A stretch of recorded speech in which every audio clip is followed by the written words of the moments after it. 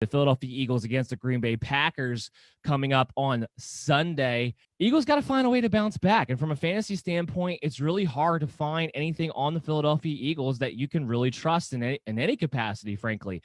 While Carson Wentz has played horrible, he actually still has somehow managed to keep himself into streaming territory when it comes to fantasy production, mostly due to the fact that he's using his legs. But because he's been struggling so much in the passing game as of late with his decision making, because that offensive line has been completely horrendous, you're left to wonder what else is valuable on this team. I mean, even going to Miles Sanders here, this is a great matchup for him against Green Bay. And if there's a game where he's going to get back on track, this should be that matchup. The problem is you can't really trust it right now because that offensive line is not creating any kind of a push whatsoever. And they're not utilizing Miles Sanders too much. I don't know what Doug Peterson is doing. Everybody wants to lay their feet at Carson Wentz for a lot of the stuff going on. There's a lot of blame that needs to get sent Doug Peterson's way because the offensive play calling has just not been in sync. It's not setting up one play after another. It's simply, it feels as though he's trying to just throw darts at a dartboard and seeing what sticks when he's calling these plays out there. Just the influidity of them, the bad timing of them. And Miles Sanders is the one who's probably hurting the worst from that because of that offensive line, and he's not getting the rushing lanes, but he's also not getting worked in the passing game, which absolutely makes no sense. One of his best attributes, one of the things that makes Miles Sanders a guy coming into the season that you expected to have a high floor, and we thought maybe if he could stay healthy, which he wasn't able to do this year, but if he was able to stay healthy, why we thought he could maybe take that jump from being an RB2 to an RB1.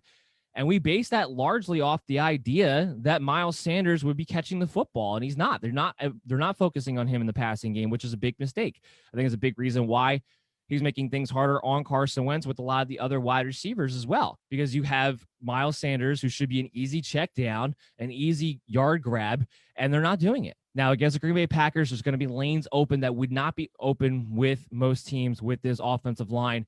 So that's what gives us some hope that he will be able to get going in this game. I have Miles Sanders ranked as a high-end RB2. The Eagles have to do something offensively. To me, the easiest way of attack would be to start moving the offense through Miles Sanders and then everybody else. We'll see if that actually takes place, but against the Green Bay Packers, you have to play him, and you can play him with some confidence as well. After that, though, it's a crapshoot. Zach Ertz is going to be back. The wide receivers haven't been good. You can't play Travis Fulgham.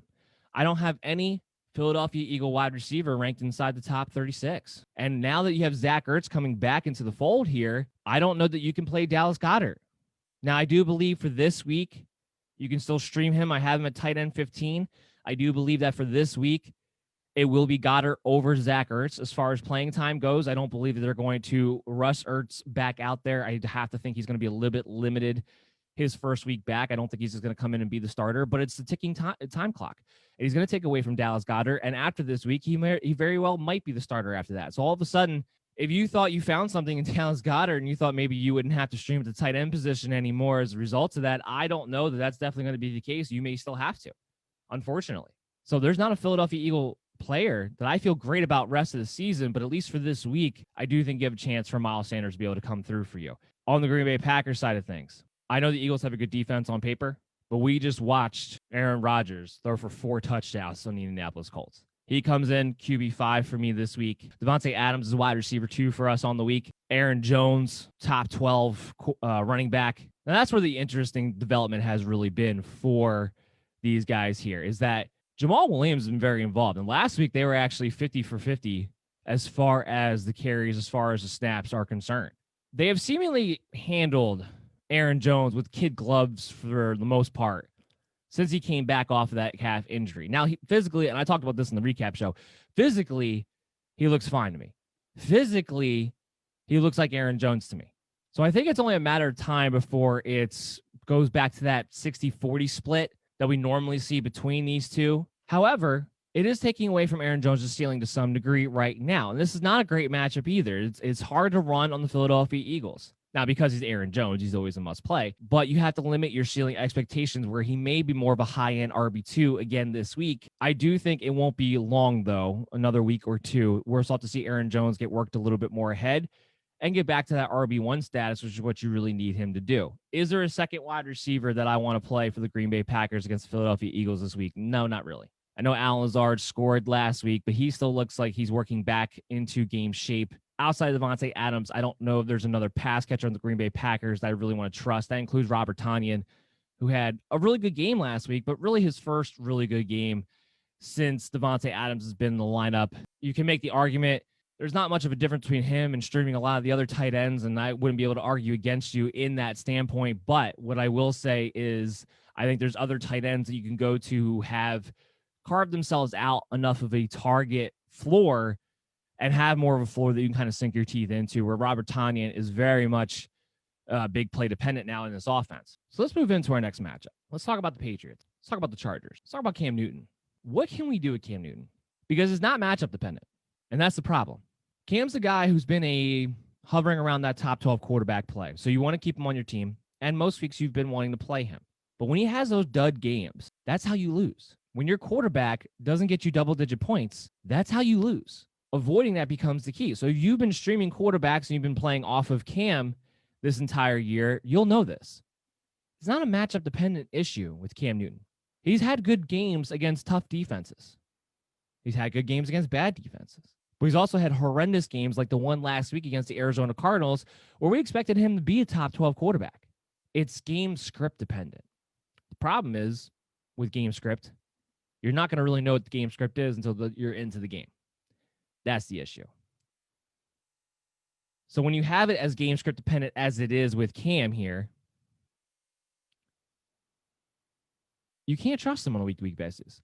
You have the Chargers, who, with Joey Bosa back in the lineup, have been able to get a really good pass rush. With Chris Harris back in the lineup, they could take away the slot wide receiver. So I don't have Jacoby Myers ranked in the top 36 this week either.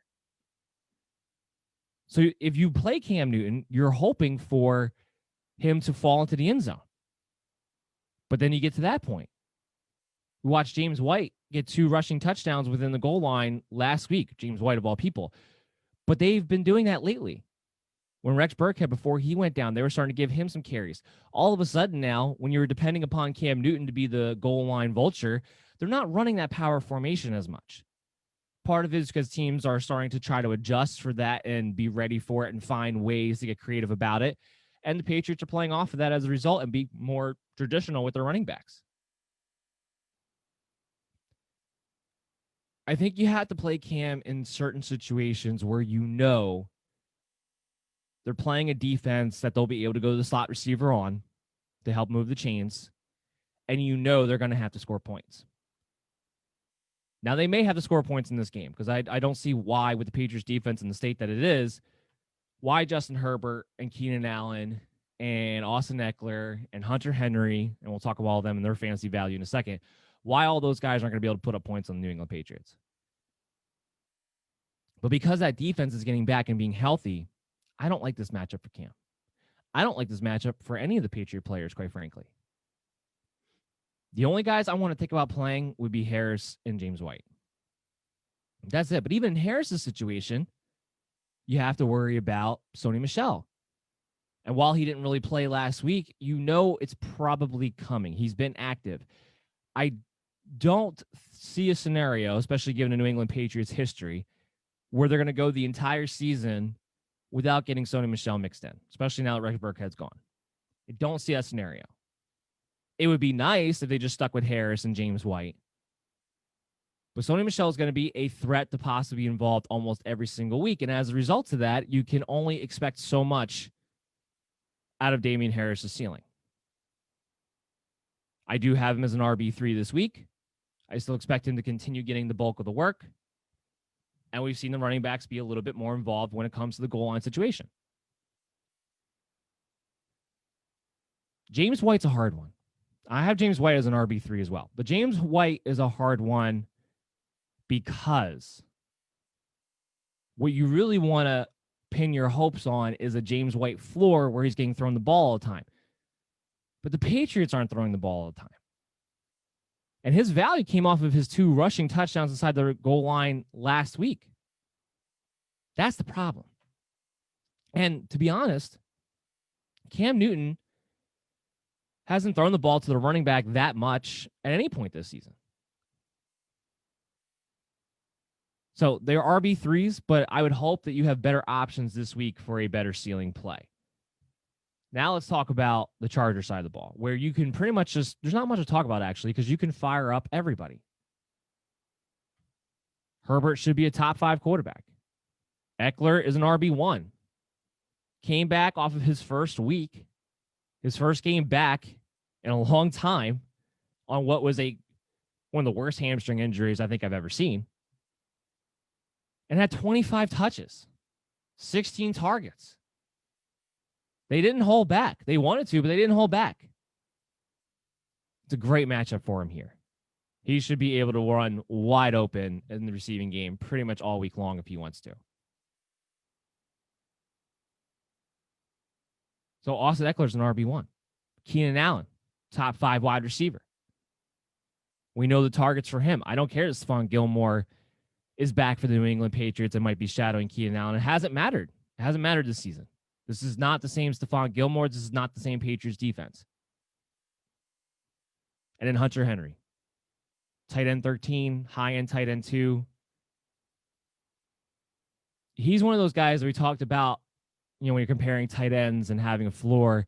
He's carved out a floor for himself. He has a set amount of targets heading his way, and it gives you something to be able to sink your teeth into. And as of late, he's been targeted more in the red zone. He's finally cracked the seal on that and has gotten a couple touchdowns now so far. So Hunter Henry becomes a nice little play here against New England Patriots, who might do everything in their power to try to take away Keenan Allen. Well, we might see Hunter Henry be the benefactor after that. Mike Williams continues to be the odd man out. Mike Williams is just not getting enough targets. Plain and simple. Him getting 5 targets in the game has become a chore for this team, especially now Austin Eckler's back in the lineup. If you're going to have Eckler be getting double-digit targets, and you're going to have Keenan Allen getting double-digit targets, and you're going to have Hunter Henry getting 5 to 7 targets, there's nothing really left over for Mike Williams. And when they have Austin Eckler, they build this offense around being able to just check the ball down and dink and dunk their way down the field and feature their guys. There's not enough targets there for Mike Williams. I don't even think he should be owned in your team. He doesn't have the big play ceiling. They don't take enough shots throughout the game. So all you're hoping for, even if you do play him, is a one-hit wonder. I don't think that one-hit wonder is there. Does Herbert have the ability? Sure, but the offense isn't built around doing that right now. So let's move into our next matchup. Let's talk about the Denver Broncos and the Kansas City Chiefs. It looks like, here's the good news, I guess, for Phillip Lindsay. It looks like Phillip Lindsay is going to be able to play. Thought it was real questionable with the knee, that he came out and said it was mild. Did not practice, I believe, on Wednesday, but has been able to practice throughout the week. And Vic Fangio came out today again and said that they fully expect Phillip Lindsay to be able to go. Kind of tough for Melvin Gordon owners because you like the matchup against Kansas City. You're hoping maybe Phillip Lindsay wouldn't be able to play. So that way you can actually get that full workload like you're getting early on in the season. But it doesn't look like that's going to be the case. I still have Melvin Gordon as a running back too, though. Still have him as a running back too. He still is going to get a lot of the passing work.